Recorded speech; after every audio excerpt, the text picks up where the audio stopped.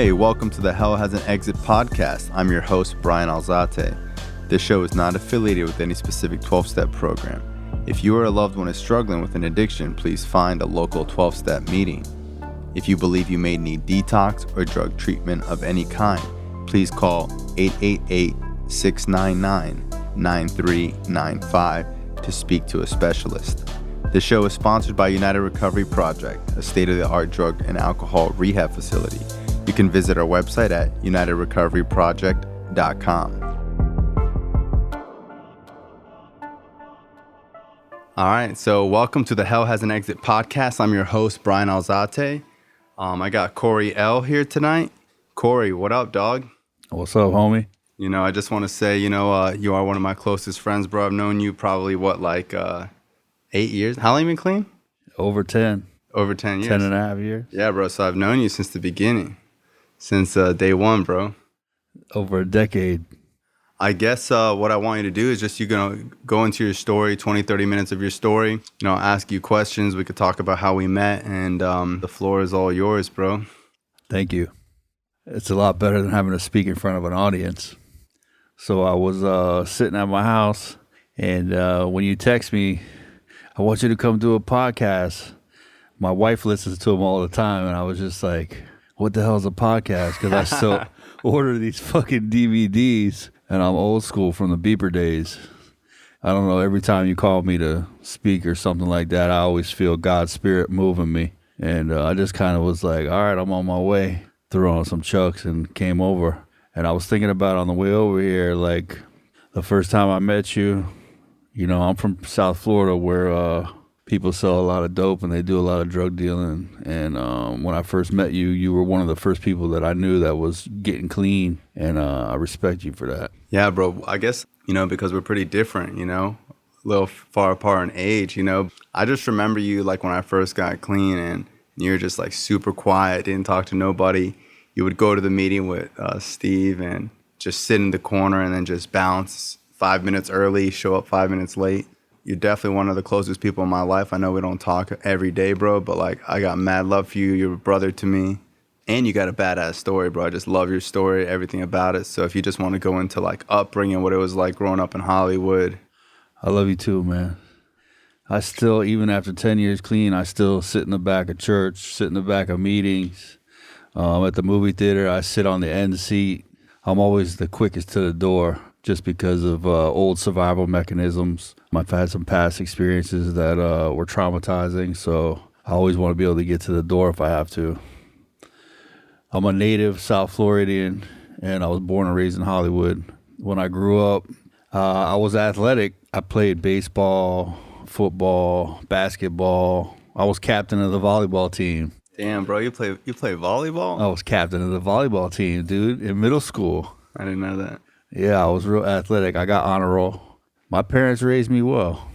And so I started doing drugs when I was about 13. And I started selling drugs when I was 13. Same age. The drug dealing went with the drug using. And when I started doing that... Would you start with like weed?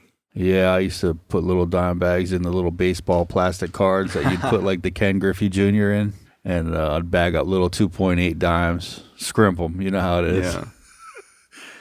I just started doing that, and then, I just got addicted to making the money. I don't know. I was a social bug. I always hung out with kids older than me. My mom used to yell at me about it. She said, it's going to get you in trouble. I never used to listen. Mm-hmm. And it would just, I don't know. I started using drugs and gang banging and trying to start my own gang and this and that. I don't know what happened. My parents got a divorce. At what age were you when you started gang banging? Probably the same age, 13. I always tried to hang with a clique. I always wanted to be down with somebody. I don't know. It was like when my parents got a divorce. I don't know if I was lashing out. My mom found a handgun in my drawer when I was 15, and she called the cops on me. She was part of one of those programs where the cop, if you turn in the gun, blah, blah, blah, parents turn in the kid's gun. Mm-hmm. It was like this program for the Hollywood Police Department, and she did that. Wow. Yeah. And then you went and got another one? Yeah, I mean, I don't know what you're talking about. I just remember watching my father drink.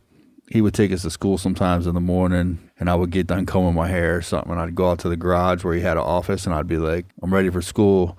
and he'd say, "Go comb your hair," and I knew something was weird because I just got done combing my hair. And he would slam the index cabinet. He used to hide vodka in there, and he'd slam the door shut. And later on, I'd peek and see what's in there, and I kind of like notice little things like that. And my mom used to get mad at him for driving with us in the car. And I used to sneak in his truck, and pour out his drinks and throw out his cigarettes. And he used to get pissed. And I just started noticing things. My grandmother owned a bar on Hollywood Beach. You know, everything I grew up around was, drugs and alcohol. I mean, my mom was probably like the goody two-shoe homecoming queen of Hollywood Hills High School. Mm-hmm. And she wasn't an addict, but my dad was like the Jim Morrison type, like office rocker. Mm-hmm. And my mom was like the goody two-shoe. And I remember as soon as I started doing drugs, man, I got addicted to it, man. Even when I would smoke weed, I would throw up sometimes. My friends would make fun of me. And I'd keep smoking, or I'd hide throwing up from drinking too much. I'd try to sneak out the back door at my house, and I would try to throw up quietly so my mom wouldn't hear me. And obviously, I used to like call dinosaurs when I'd throw up, so she would come and she'd find me throwing up in the backyard. Mm-hmm. And this is when I was young, 15. And I just started doing a lot of drugs, man. Me and my dad, my mom, after they got divorced, my dad, he moved out, and I moved in with him, and I dropped out of high school. I mean, in high school, I used to drive a 93 Nissan Sentra with an ounce of cocaine and the little black Tanita scale and a QP weed and smoke fucking chopper joints during school. And back in the days, they would call, lace joints. And high school kids doing that. Something ain't right, brother. Mm-hmm. I started getting into a lot of drugs, man, hanging out with only people that did drugs. But I was weird back in the days because I was like, I could hang out with the surfers that were doing acid, and then I could hang out with the other people, like I could hang out with people that were putting crack in blunts. Mm-hmm. I just got along with everybody. And I started doing a lot of drugs, man. I got addicted to Xanax, ecstasy. In high school, I was banged up. Like I hear a lot of this stuff out here right now about the fentanyl. My dad overdosed on fentanyl in front of me in the 90s. Wow. He was getting the patches. He was getting the patches and eating the gel. Mm-hmm, yeah. And he was ordering lollipops online. They had fentanyl lollipops back in the days. This is the 90s. So people would think it's a new drug. It's not a new drug. It's been around for a long time. Fentanyl's been around forever. But the only time I heard about it was the patches, and kids used to suck the patches out. And people used to die back in the day from eating the patches. Yeah, they used to take the gel out. Mm-hmm. And people were overdosing back then. People weren't doing as much fentanyl back then because they had the oxys. Mm-hmm. And my dad got real bad on that. Like on opiates. Real bad, man. Like, is that how you started doing opiates? I actually took my first Oxycontin with my father. Wow. How old were you? I was about 18. He had the green 80s. Mm-hmm. He used to take the coating off of them. And snort them? Yeah, well, I did. He used to make fun of me because I would snort everything. And he would eat them? He would eat them. He'd say, "Why do you snort everything?" If I look at it now, it was, my dad was always like he was not like the father. He was like my best friend, mm-hmm.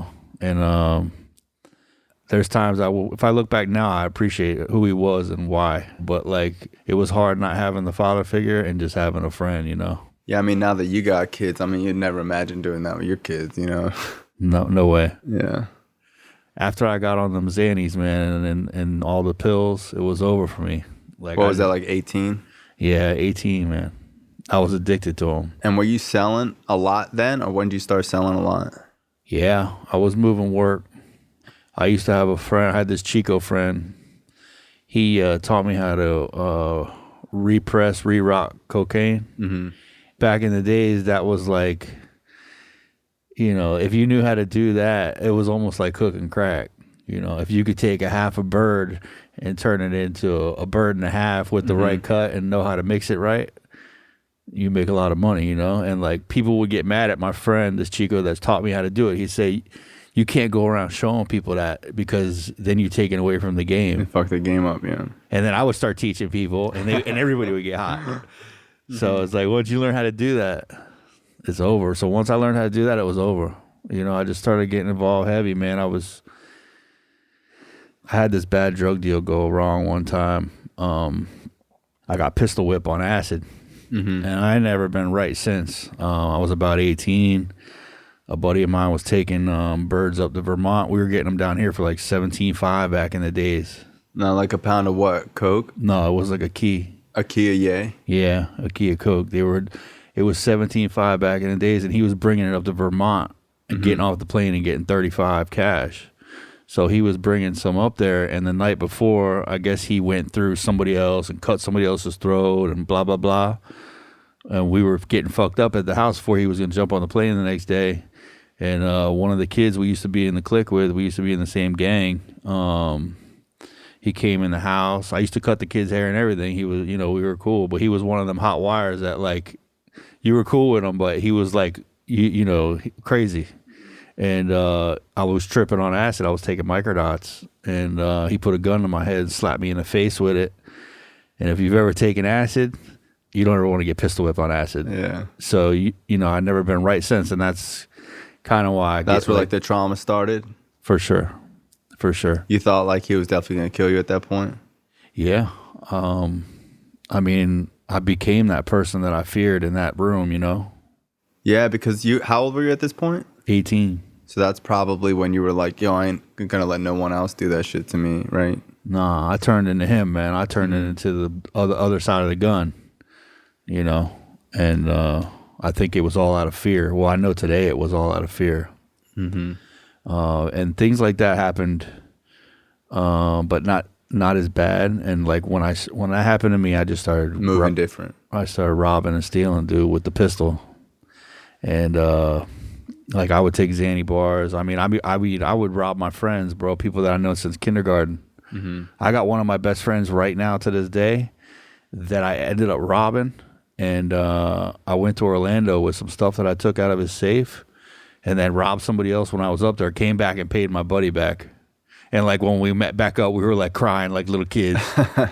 It was crazy, like I'm not that type of person, but I can be, like I wasn't raised like that, but like something inside of me, I don't know what happened.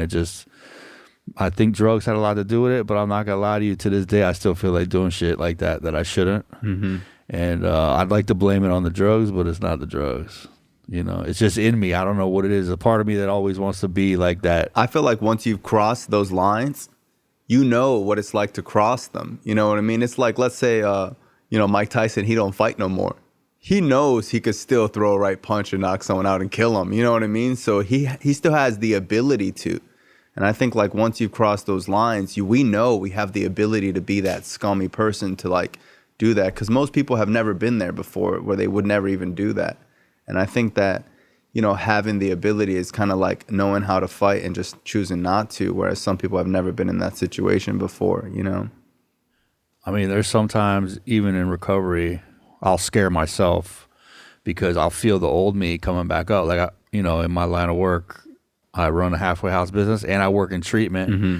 And I deal with people that are on drugs and they get lippy or they're drunk and they run their mouth.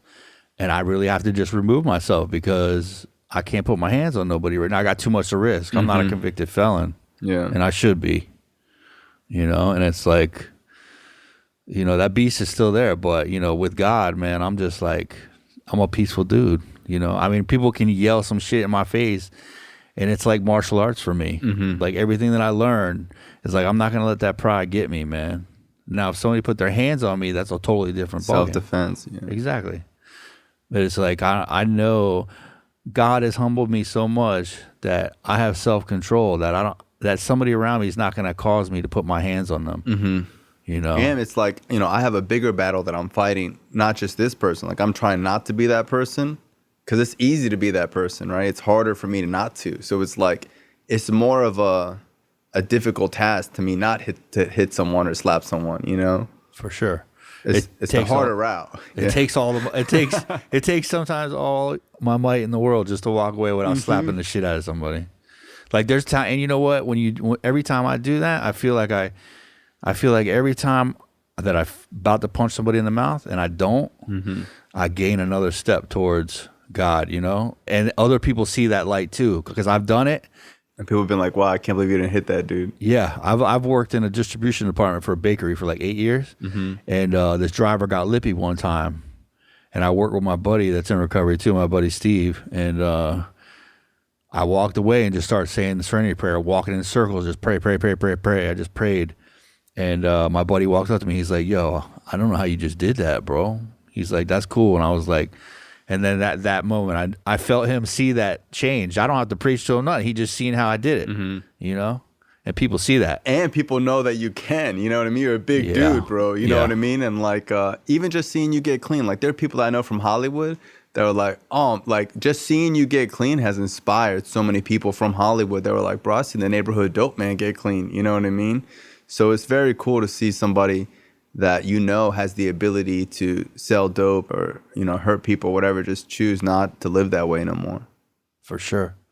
I mean, even right now in Hollywood, I could go, I know where all the bandos are. I still, a lot of my friends are still on the street doing their thing. And, you know, it's just, when they see me, it's just like, we'll go out or something. And they're like, yo, is it all right if I order a beer? And I'm like, yeah. I mean, it took me like over 7 years for me to get comfortable. And like, they drink around me or they smoke. Or if I go to a concert and like people are smoking trees, like you can't lean over and be like, hey man, you can't smoke weed. It's not good for you. And I'm in recovery. That's illegal. Yeah, they're not. They're sitting at a freaking, you know, Dave Matthews Band concert, and then, you know, they smoke a little. People can smoke weed. You know, I'm not against weed. I mean, I can't smoke weed, but you can't go around telling everybody, hey, you can't do that around me.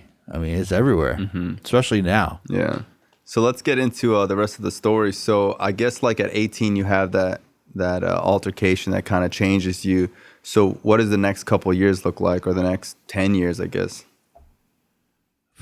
I mean, drugs and violence and. Did you start selling more, like more than that at that point? Yeah, I moved. I actually had a ex-girlfriend that I was dating.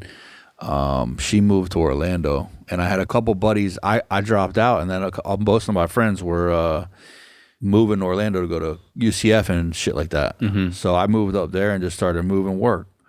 You know, like every week I would just drive. Was it mainly coke or just coke, weed, whatever? Everything, really. I mean, I started selling ecstasy, rolls, everything. I mean, when did the pills get real bad?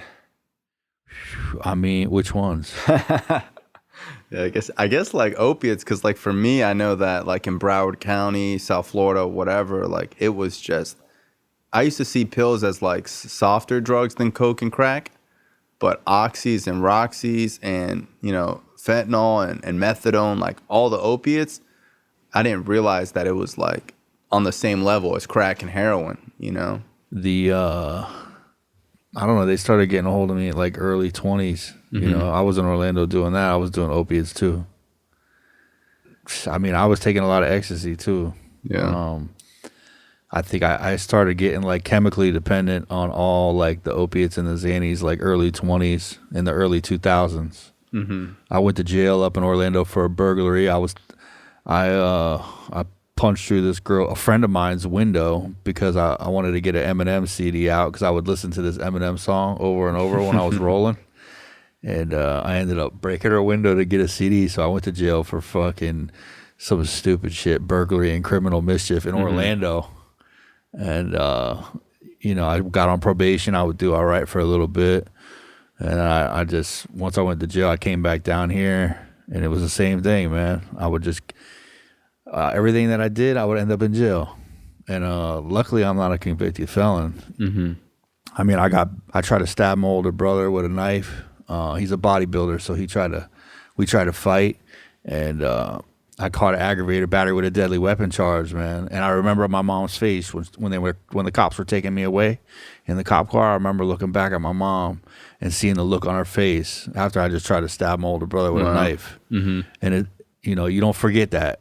Like the look on her face haunts me, you know. And I'm not that dude, man. You know, that's not me. But like I said, under the circumstances, I mean, I'm banged up. He's a big dude. I was just kind of defending myself, and I got a little out of hand. You know what I mean? And luckily, he didn't show up for court, and they dropped the charges. And after that, I would go in and out of jail. I would catch possession of cocaine charge. I would do drug court. Drug court's like a system where you can get the withheld adjudication. I'd make it through that, and then I wouldn't have another felony. Then I caught a battery charge over at the Hard Rock. I punched somebody in the mouth at the center bar and catch another charge, do my anger management, and then boom, I didn't, that's a misdemeanor. And, this last time I went to jail was my saving grace. I was looking at an armed trafficking charge, and, God intervened. I was living in Davie, Florida. I had been doing my thing for a long time, and this was 2009. So I guess people don't know what that means. Like, I've been to your house before, and like, you live in the same house now. And I remember asking you, like, what was it like when you were using? Because like in the midst of all this, I don't know if you got married, but you got kids, and you're still selling dope out the same house, and like I go to your house now and it's just like all this spiritual shit everywhere. And like, you're listening to Bob Marley, and like, I would only imagine that when you were using, it was like a whole nother household, bro. Yeah, people were walking around with assault rifles. Mm-hmm. I used to have a 308, and my wife used to say, she always used to ask me, do you have to carry that gun everywhere you go? I would take it to the toilet. I don't know, I just always had a gun. And I remember one time I was going to the doctor, and something told me to like leave it home. And when I did, as soon as I left the house, this guy broke in the back of my house, dude. And my wife actually grabbed the gun that I left off the counter and chased the dude out the back door. Wow, with the gun? With the gun. It's something, and I never leave it home. But I was like, I'm going to the doctor. I don't need it right now, So in like therapy, because I was thinking is that, I've learned that we create the same scenarios that we grew up in. So the same scenario you grew up with, I don't know if you could see, is like, your dad being the wild one and, mom being the goody two-shoes. That's kind of like you and Tara. Yeah. Tara's the peaceful, but she can be wild too. She can be wild too, yeah. Yeah, she threw a butter knife one time at me and it stuck in the door. Wow. A butter knife with no tip, stuck right in the door. But she's calm now, Yeah. And I remember, like when they started watching my house, the cops were watching my house. I guess somebody must have snitched on me or something. It all comes down to that. Mm-hmm. And I was getting ready to go. What happened, what led up to it was my brother died, and it just like my little brother Blaine, he passed away December 4th, 2009. Or no, December 5th. I had my firstborn son December 4th, Quentin. And my brother died the next day. Wow. I was, home after my son was born on the 4th, and then my little brother Blaine came home on the 5th. He came home high. We got in an argument, and I kicked him out. I pulled a gun on him. I mean, we got in a bad argument. I remember my dad saying, I wish you guys stopped fighting. Put the gun away, Corey. And then when I kicked him out, he got hit by a car walking to the hospital to see my son. Wow. Yeah, that was the last time I seen him. And that's kind of what led up to me getting clean, 2 weeks after that, I found my father overdosed again in my house that he was living with me in, and this isn't conducive to bringing home a newborn son, my first son ever, too. And I went crazy, man. I went on armed robbery sprees. I lost my mind. I wanted to die. How old are you at this point? This is when I was 30. This is 2009. I was wilding out all the way till 2010. Like in March, I caught a charge. The cops were watching my house. As soon as I pulled out, I was going to the tattoo shop because I worked at a tattoo shop. And I saw the car get behind me. The cop car got behind me. So I had a gun. I had bottles of methadone and Roxy's and 8-ball in my shoe. I blazed up a Cribbie joint. I had a Scully on. It was like 80 degrees. I was being a moron. And I just pressed some work, fucking took off.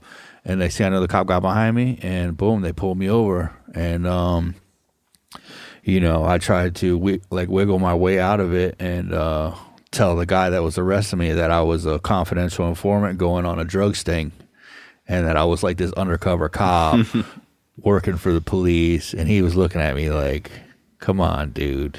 He knew. And I was telling him, I have a buddy that lives in Hollywood, Florida. This guy, Joey Tango, he's a lieutenant. He's a detective now. I always used to hang out with him when we were kids, and he always gets me out of trouble. So I sprayed his name to the Davy cop. And Davy and Hollywood are close to each other. You know, they're different cities. And he looked at me and he said, "You know Officer Joey Tango?" Now I was like, whoa. And I felt God right there. Like I felt like this presence that was like, you can't, you know, when you feel there's these God moments, you feel like divine intervention that you can't put a word on it. I felt it. I felt God's hand putting his hand on me saying it's going to be all right.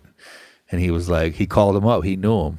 And he was like, and I was thinking, what's the coincidences of this cop in Davie knowing the one cop that I know in a different city? And he called him up and he asked him and he said, if you answer this question right, then you can have somebody come pick up your gun in your car. I'll drop the armed trafficking and I'll just bring you in on a possession charge. And that's what happened. He said, what baseball park did you play at? And I said, Rotary Park on Taft Street. He said, you must be the luckiest son of a bitch I ever arrested. Wow. He had my brother-in-law come pick up my gun in my car, and then he took me in on a possession. And I've been clean since. Wow. And that, and, you know, that's 2010. So Wow, I've been crazy. clean over 10 years. Crazy. Even when I went to, like when I got out on bond, I remember they court ordered me to go to this county facility, BARC. And I was just like sick, man, dope sick. I remember going there with no shoes on, and the lady didn't want to let me in because I had methadone in my system. And she had a glow about her too. She had that God glow, and I can't like explain it. It's not like this orange big glow. It's just like this glow that angels have. You know, you can't put it in words, not to get too deep. She said, "I'm not going to write down you have methadone in your system, and I'm going to let you come in." And she's like, "I can't put you back on the street looking the way you're looking." And I said, "Thank you." I was shaking. I mean, at this time, I was shooting steroids and not even working out. I was smoking crack. I don't even smoke crack, dude. And she let me come in, and knowing that she shouldn't have let me. And that was part of my journey, dude. I've been clean since that shit. Wow. You know? Yeah, because I actually remember you, because I've been doing H&I and bringing meetings into that same facility, and I remember you being in there. And it's interesting that we've known each other that whole time. So up until that point, did you know about meetings? My grandma actually died 12 years sober. Wow. In AA. My dad was in the fellowship too for a little bit, for like 5 years. And he used to take us to meetings when I was a kid. So yeah, I actually carry my grandmother's coin Medallion.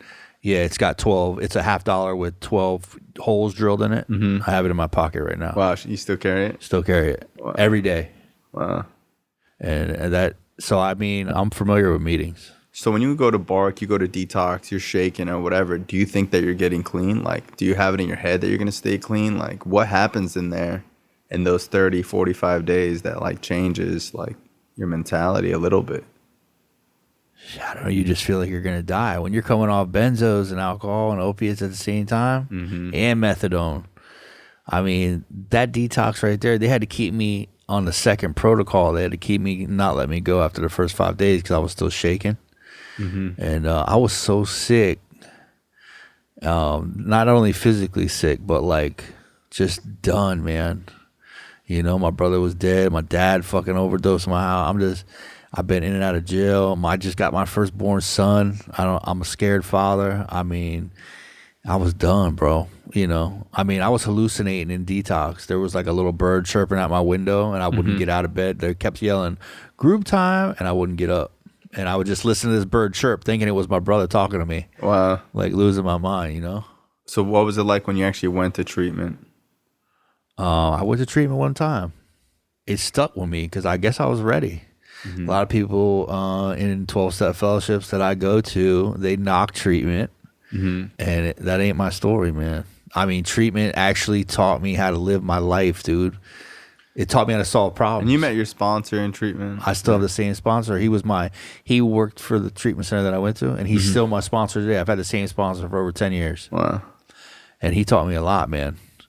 I mean, there were days like my therapist would have me write a letter to my brother, and my sponsor would walk in and bring me mail to my room, and I'd be crying, and he'd be like, "Yo, man, you all right?" And we would talk or whatever. And he would say, "You know what?" He'd start talking about his brother because his brother died from alcoholism. And then before he walked out of his room, I remember this is the first time I ever heard about it. It was about empathy. He said, "That means I feel you, brother." You know, like he lost his brother, I lost my brother, and like my tears went away. And it was the first time that I felt like that connection with somebody that had been through the same thing as me. Mm-hmm. And that kind of like locked us in. And, you know, like little things like that kept happening in treatment. People were like taking the water out of the toilet bowl to smoke cigarettes. I mean, people were snorting Oxy 80s in there. Wow. Listen, you know, you know how it is. It's just like when you go to treatment, you're either going to do it or you ain't, you know, and that shit saved my life, man. I took parenting classes.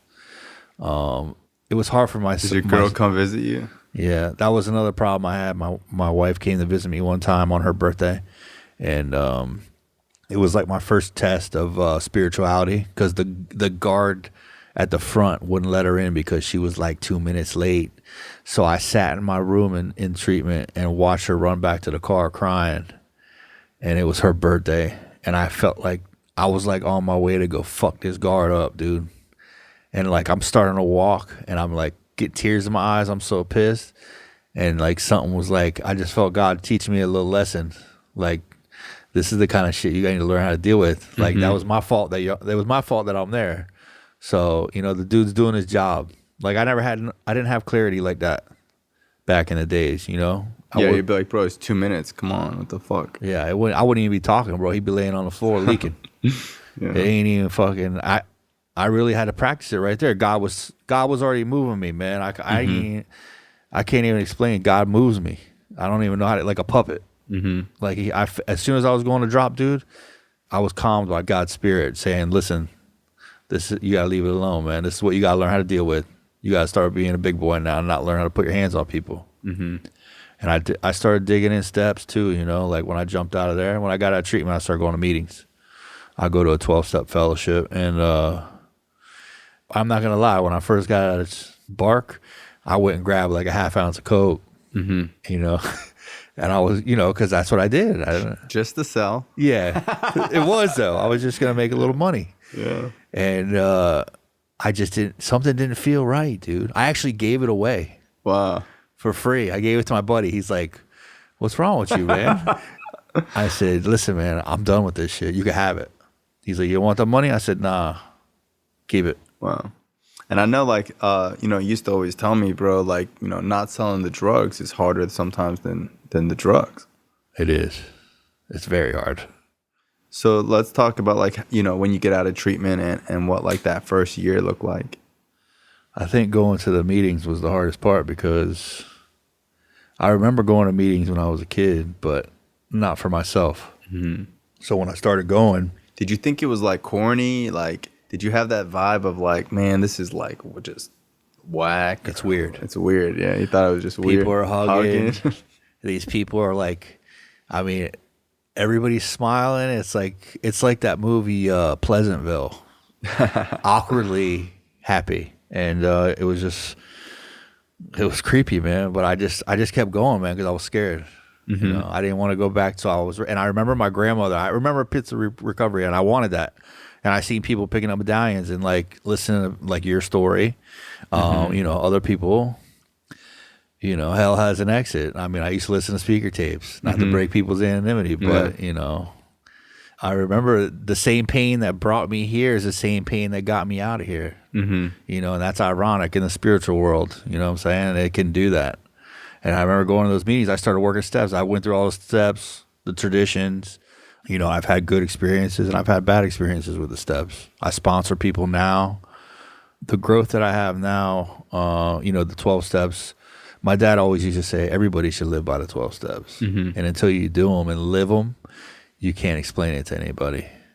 It's like doing acid. Yeah, if you haven't tripped, you don't know what it's like to trip. So if you're not living the 12 steps, know what it's like. Like if someone does something wrong, you'd be like, dude, just live your 9-step, man. Yeah. You know, and they're like, what?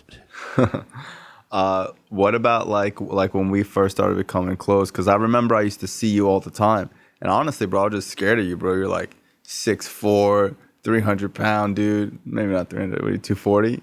230 now. I've been exercising. There you go. Other brother's dude's huge. He don't talk to anybody, bro. He just sits in the back. He never shares, and you know, tattoos on his face, covered in tattoos.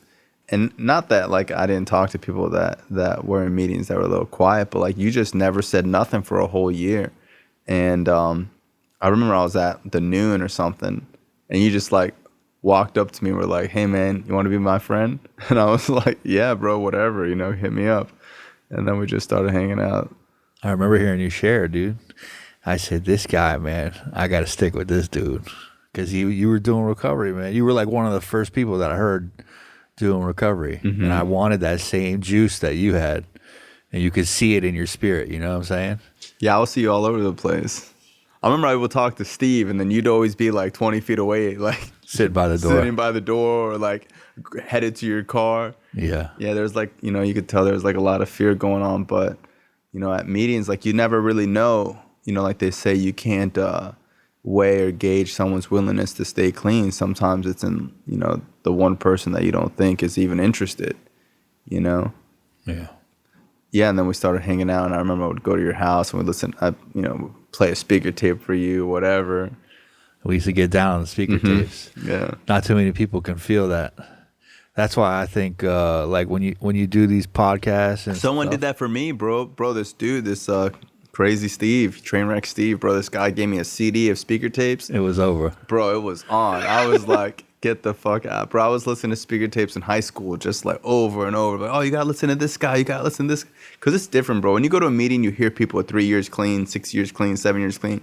We're listening to people with 15, 18, 20 years clean, screaming and yelling with all this passion. And, I just got real hooked on it. It was like, for me, the way that I see it is like, when I get into something, I want to really like study the greats. It's like, you love music, but you never listen to Jimi Hendrix, or you love music, but you never listen to Bob Marley, or like you don't like Tupac. And, it's like, yeah, bro, I understand there's good rap today, but you got to know where it came from. And when I started listening to speaker tapes, I started to really get into like how the 12 steps started and having a lot of appreciation for like the founding members and, how special it is. Because at first I'm like, bro, this shit's corny or whatever. I didn't like the speaker last night. They were boring, and then I started to really appreciate and see how it works. I was the same way. I started listening to like looking at the history of all of it, and like learning how the 12-step fellowship came from Oxford groups. And like the way I am, if you tell me, well, you can't do that because the Bible says so, I'll say, show me where it says that. Yeah. Show me. But I'm the same way with the 12-step fellowship I'm in. I want to know where it's coming from, what this thing's about, and I did the same thing. I ate it up, man.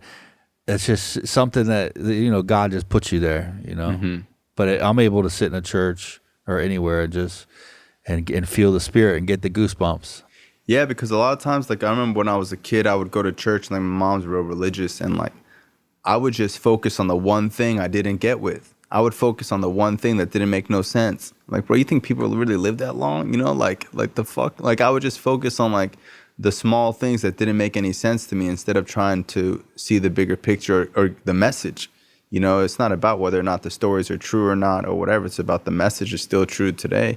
And I would just go to a church and pick it apart. And I did that everywhere I went.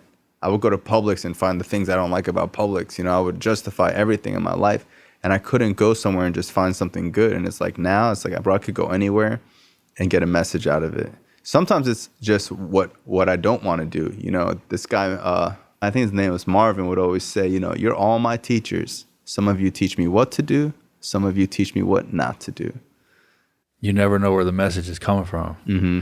I mean, one of the blessings I got from recovery is probably, if you see a priest and a drug dealer sitting on the bench, you think the priest is going to be giving you the message, but it ends up being the drug dealer, and it's just like, that's what, you never know who God's angels are, Mm-hmm. I mean, they could come with gold teeth and tattoos. They normally do. In my life, they have. Yeah, for experience. Mm-hmm. I started getting deep in 12-step fellowship, man. I mean, that just from, I don't know what it is. There's just something that, God gets the glory, man. Like how I live my life is to honor him, like, since I got clean, I've been with my wife only, and our relationship isn't always good all the time, but I don't go outside my marriage, bro. That's awesome. And those are things that I honor, dude, for God. And I haven't put my hands on anybody. I haven't gone to jail, You know, I started getting my life back together, man. I started going to school. Let's talk about school. How did that all happen? Well, somebody told me to go get my GED, so I did. At what age? How old were you? I was 32. Mm-hmm. I went and got my GED, and I dropped out when I was 18. And I had like 2 years clean around there. Mm-hmm. I went and got my GED. I was doing step work, and it said write down some goals. So I did. I went back and got my GED, and then I asked, what do I do now? I asked somebody. They said, go to college. I said, go to college for what? I don't know, just go to college. And I did. And I'm an honor student in college. I graduated with honors, you know. I went to Broward College for my associates, and I'm now currently working on my bachelor's in social work at FAU. And you know, because I was scared to walk into class to get my student ID, and you walked me into student life and helped me get my student ID. Yeah, that was cool. Yeah, I remember you were like, bro, I don't know about this. I was like, what do you mean, bro? You just go in there and get your ID. You're like, bro, if you gave me a pistol and said we're going to go into this trap house and rob them, like, I could do that. But, like, this is just weird, bro. I don't know nobody at school. Like, what if they make me look stupid? Or what if I show up late? I was just like, bro, it's just school. And you're like, bro, this is mad hard for me.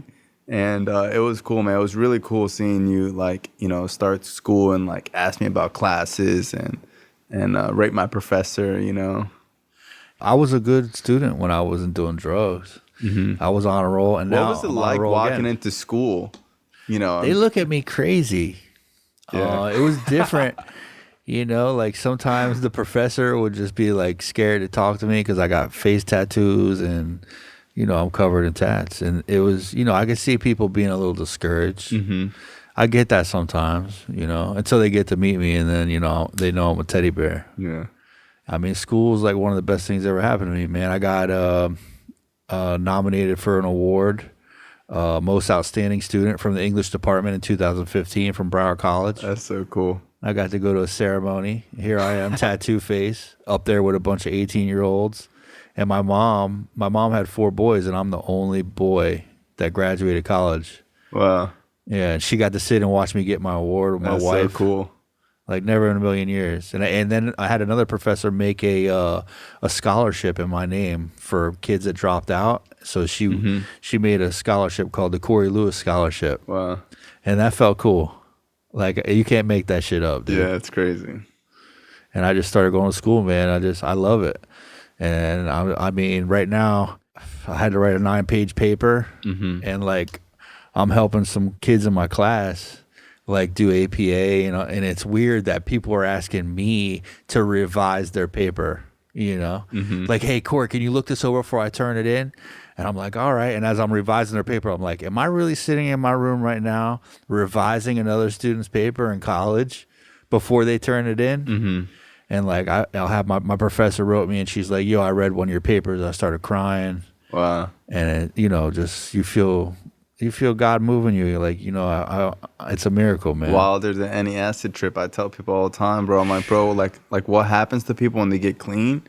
It's really true what they say, like beyond your wildest dreams, like anything you ever thought of, it's like nothing compared to whatever you can come up with, you know? We get addicted to the good stuff.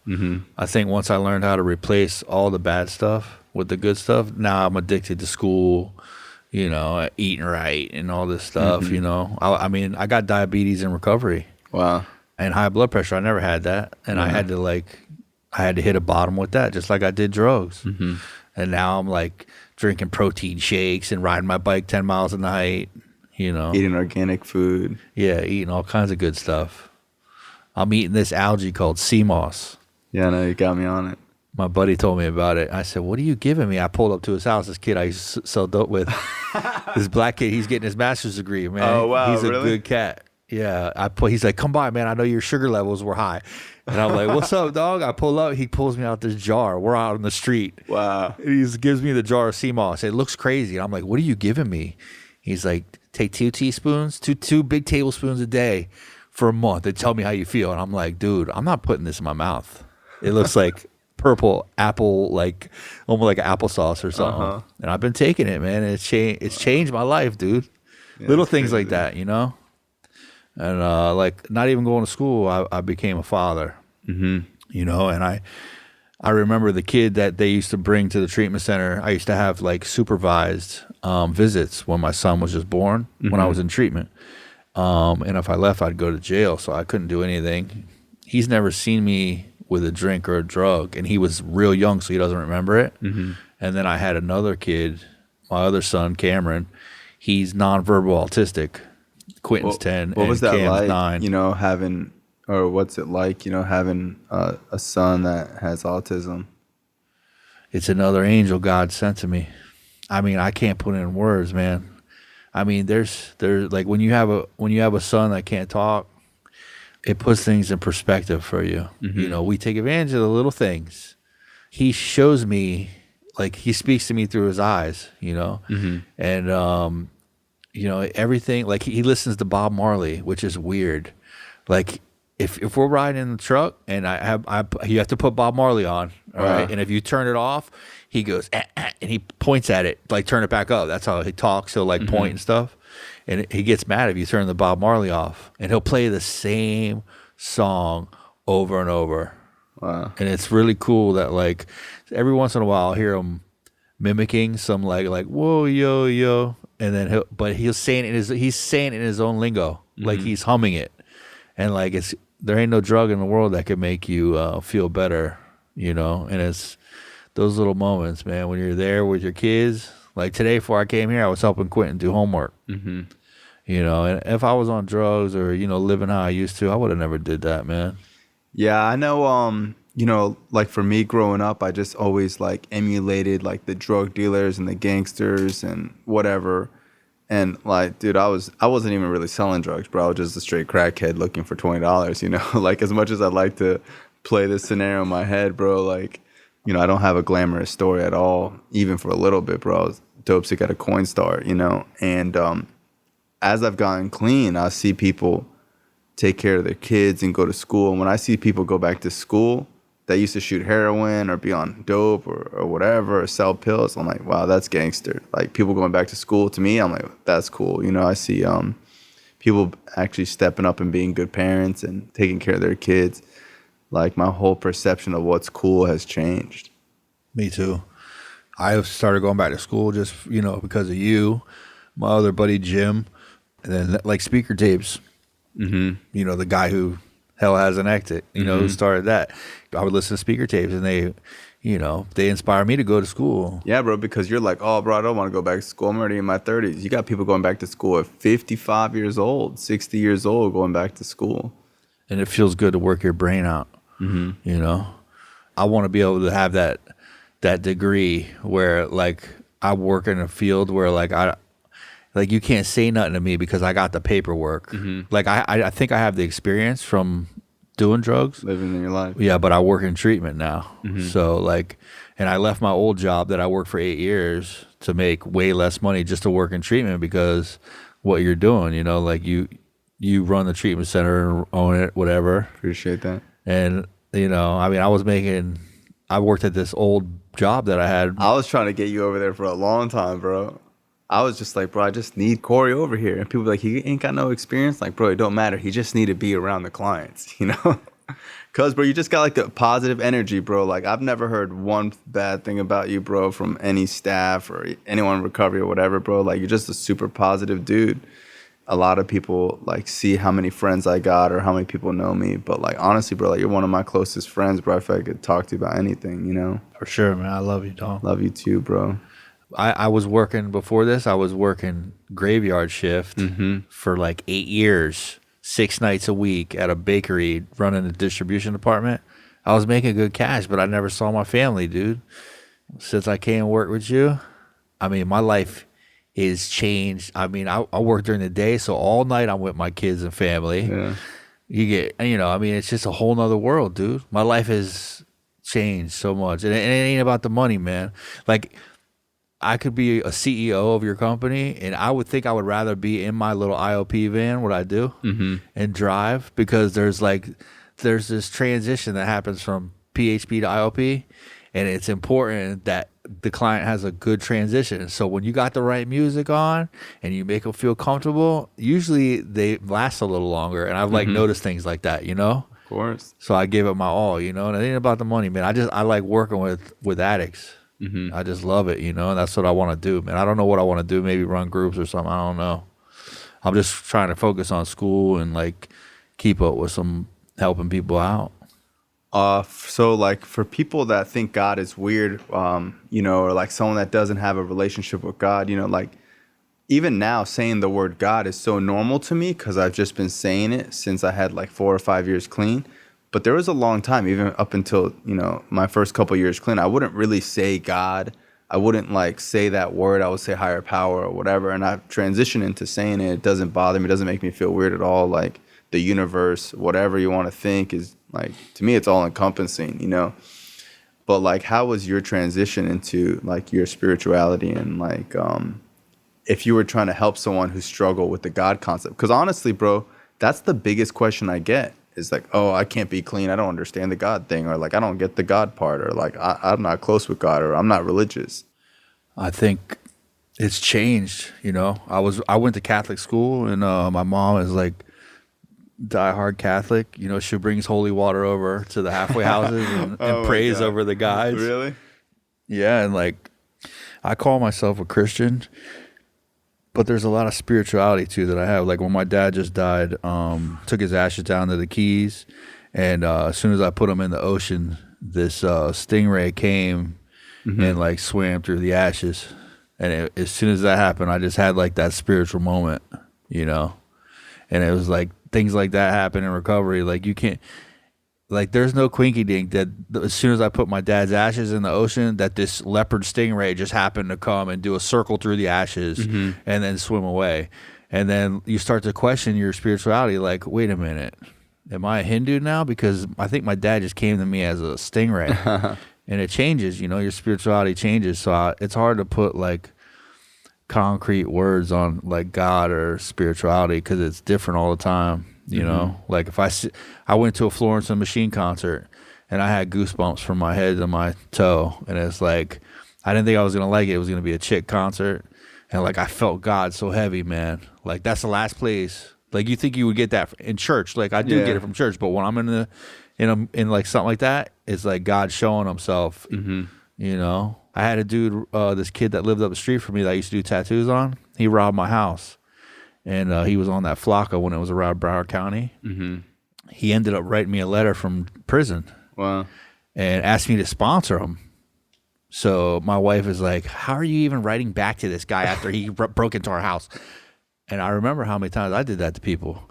So I was like, you know what? She's like, what are you going to do? So I picked up some step work and I sent it back to him in prison. Wow. When we were doing step work. That's cool. And it's like that you feel the God in that. Like, what's a quinky dink? Like, you don't. Only God can do that, bro. You know, and it's like I always try to turn that chitter chatter in my head into like constant conversation with God. You know. Yeah, I think being an addict that we have a lot of empathy and like that other people can't even fathom, bro. Because like I hear, you know, my friend or someone I know, oh, someone broke into my car, and I'm like, yeah, bro, I'm really sorry. But they'll be like, oh, that motherfucker, that piece of shit, and I'm just like, bro, I've broken into cars. It ain't like a cool feeling, bro. It ain't like you want to break into a car, bro. It's like, fuck, like I have to do this. And it's not that like they shouldn't be held accountable. They should go to jail. They should have consequences. But it's a real shitty feeling, bro, when you're dope sick or whatever and you're like that low where you're going to break into a car. And 9 times out of 10, there ain't nothing in there, you know? So like I think, you know, that God allows people like us to go through certain things so we can love the people that have been through those things that are currently going through them, you know? For sure. Practice forgiveness. Once you keep praying on God to come inside and He fills you up with His Spirit, it's like He gives you discernment. So when you have the Spirit in you, you have discernment, and you can see these things, you know? It's like you can see the learning lesson in it without slapping somebody, you know? And if you don't have the Spirit, you can't do that. I get resentful towards people too. Sometimes my biggest thing is I guess like it's so hard for me to forgive somebody sometimes. Like I can't believe they did that. I just like get worked up on it. And it's normally over real petty things. But like that's like what I struggle with like on a daily basis where like I'll think it's over and I think I've forgiven somebody. And then like a year would go by and like just randomly I'll just like think of them and be like, oh, I hate that motherfucker. And like it's very rare, you know, but like that's my biggest thing is to try to see it from someone else's perspective and try to like have empathy for them, because think about how much shit I've done to people that people forgave me for, you know? Yeah. I mean, the resentment thing is hard. Like I was just yesterday when I was riding my bike, I was thinking of somebody that came in my house and pulled a gun on me because I found out he was snitching, and I told somebody else, and he was mad or whatever, so he came and pulled a gun on me. That was like over 20 years ago, bro. And I'm riding my bike yesterday, picturing his face to push harder on the pedals. Wow. So that resentment is It's like motivating you. it's sitting right there. Yeah, it's for a good thing, but it's still not good to be thinking like that. Of course. You know? I appreciate you having me come do this. Of course, bro. I love you, bro. Anybody that got to hear this podcast, you know, words are powerful. And for some reason, this podcast found you. Even if you're not an addict, I hope it does something for you and you have a better day. Thank you, brother. I appreciate that. I love you, bro. Love you too, dog. Thank you. This show is not affiliated with any specific 12-step program. If you or a loved one is struggling with an addiction, please find a local 12-step meeting. If you believe you may need detox or drug treatment of any kind, please call 888-699-9395 to speak to a specialist. This show is sponsored by United Recovery Project, a state-of-the-art drug and alcohol rehab facility. You can visit our website at unitedrecoveryproject.com.